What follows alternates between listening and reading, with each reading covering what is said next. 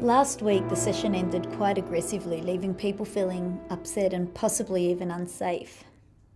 I do understand that talking about your feelings in front of people you're having trouble with can feel quite difficult, and especially hearing what they've got to say about you can feel unbearable.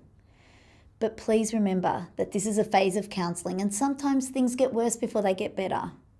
Sebastian, thank you so much for returning back to counselling. Let's all remember to keep this safe and comfortable for everyone, okay? And if things get too much, just let me know and we'll call for a timeout. I'd just like to make an apology to Julie and Jeremy for my behaviour last week. I was just having a bad week and things just got a bit out of hand. So guys, I'm sorry. And to you too, Adele, I apologise. Thank you for apologising. Apology accepted. I've had a bit of a think since last week, and I realised that if Sebastian wasn't here today, I'd be quite disappointed.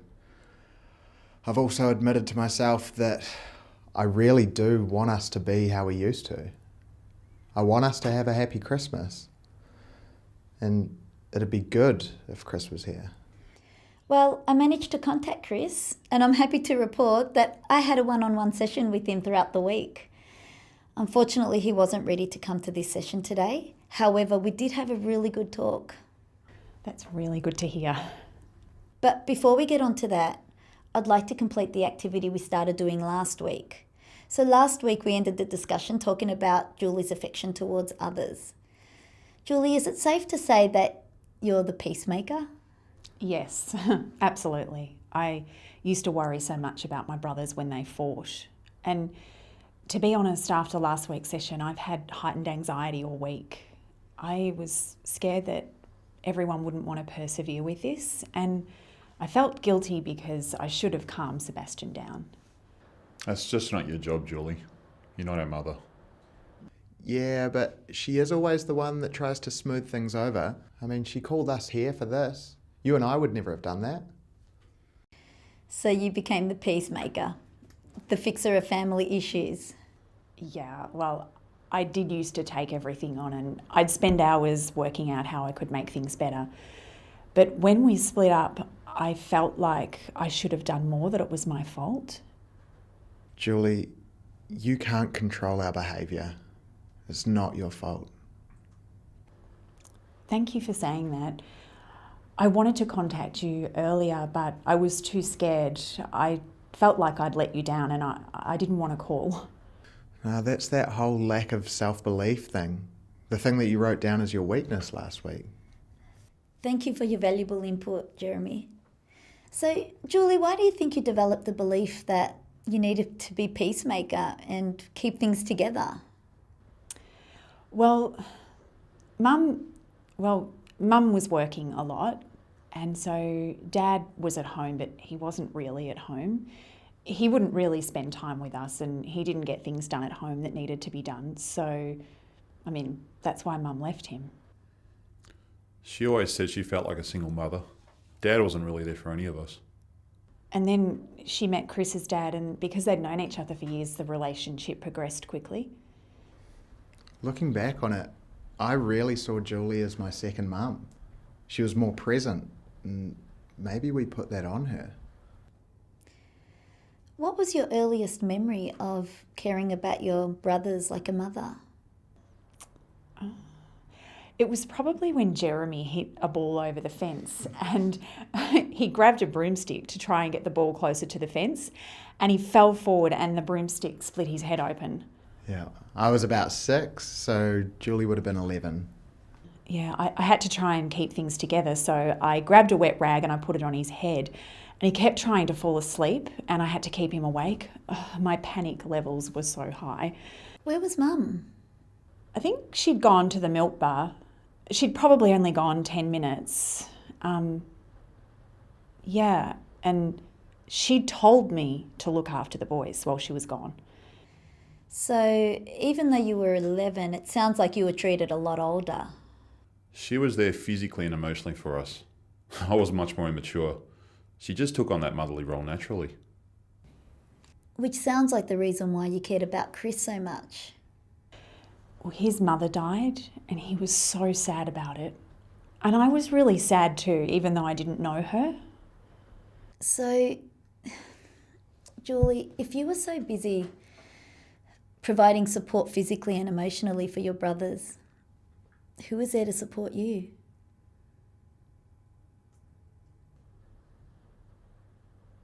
Well, to be honest, I got comfort from caring about them, and they really valued me and treated me well. Now that I think about it, Mum never really showed you any affection. I just wanted to give them love and attention, but I never felt like I did enough for them. Julie, but you did. Too much. And maybe sometimes we just took it for granted. So, Julie, would it be accurate to say that you craved your mother's attention so much that you filled the void by looking after your brothers? Yeah, I'd say that's really accurate. Let's move to you, Sebastian. So, your words were realistic, truthful, and the thing you wanted to work on was being more friendly. Julie, why do you think Sebastian said realistic? Oh, actually, I've given this some thought because I found it really interesting. I think that I overcompensated for my brothers because I wanted them to feel good about things. Okay, how did that work? I would feel I need to give people a more realistic view of what was really going on. Which I guess ties into being truthful. And how did this work? When I was little, I got a lot of mixed messages. So one person would tell me everything was fine, another person would tell me that it wasn't. It was confusing. I would feel like I need to protect my siblings from feeling shocked. Could you elaborate on that? Well, if people say everything's okay and they're not, then people get shocked. That's way worse. So, how did you develop that belief? Well, Mum and Dad, I never heard them argue. I thought they were okay. We thought they were okay. And then suddenly out of nowhere, bang, they got divorced. Out of nowhere. At least arguments would have warned us that everything was not okay. Which is why you're straight down the line with people. But your way wasn't great either, Sebastian. You don't care about people. You sure about that? It sounds to me like Sebastian can be easily misunderstood. Sebastian is truthful and realistic with people, so they don't feel the same hurt and shock he felt when your mother announced that she was getting divorced. He actually really does care. Hang on a minute. I think that he's truthful and straight down the line because he doesn't want people to be misled. Correct. That's Sebastian's way of protecting you and caring about all of you. This makes sense. How does this fit in with his poor treatment of Chris? Sebastian, you said you never bonded with Chris. Correct. I felt like he was kind of internally weak. Like, so needy. It was kind of annoying. Took all the attention from us. His mum died. I understand, but I felt like my dad died too. Because after the divorce, we never really saw him that much anymore. Yet everyone fussed over Chris. What about me? Us? You know, when I had a session with Chris, he told me that he really did look up to you. And he really did want you to love him. And the more that you rejected him, the more he tried to get your attention. He said one of the reasons why he left is because he knew you'd never like him. He looked up to me.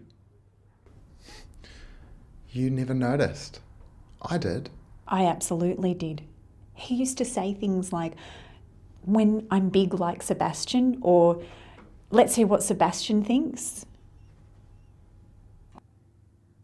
I had no idea. I didn't even click.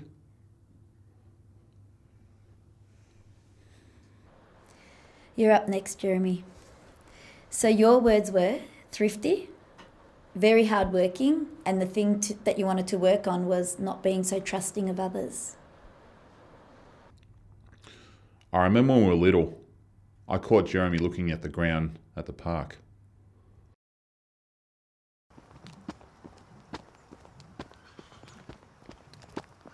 Stop!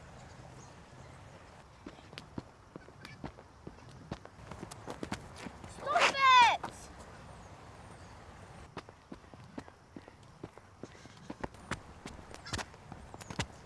Stop it, Sebastian! You want to hit?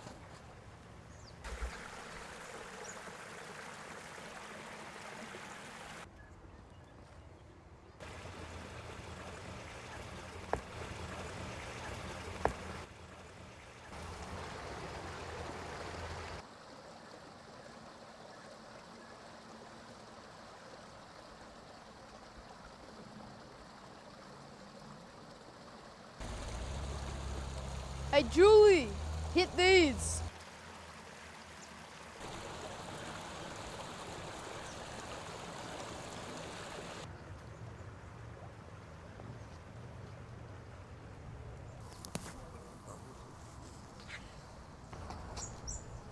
Stop it. I said stop it. Stop it, Sebastian.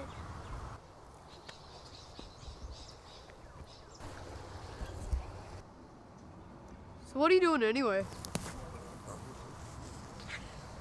Looking for money Why? for Dad.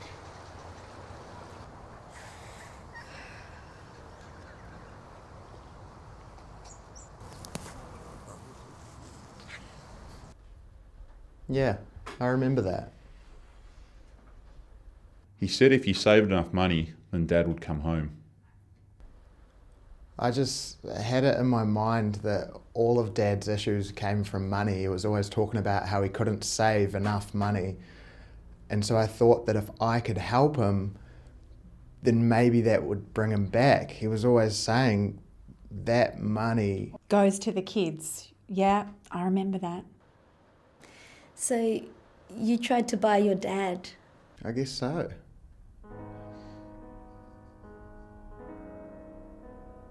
And in the process, he learnt the life skill of saving money. I work hard because nothing has ever come easy for me. I work hard so that I won't fail. And if I don't fail, then I'll always have a good job and enough money.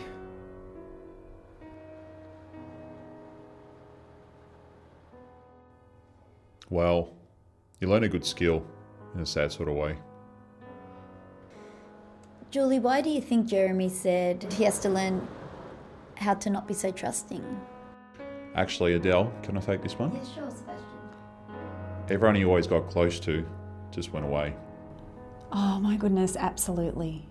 Dad, Mum disconnected from us. Best friends moved away. My siblings disappeared.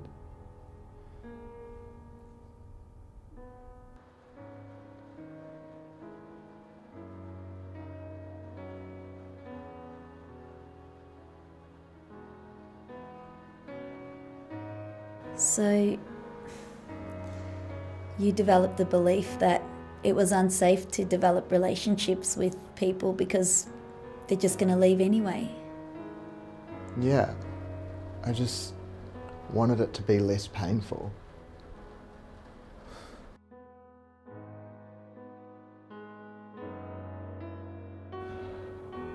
I've missed you all.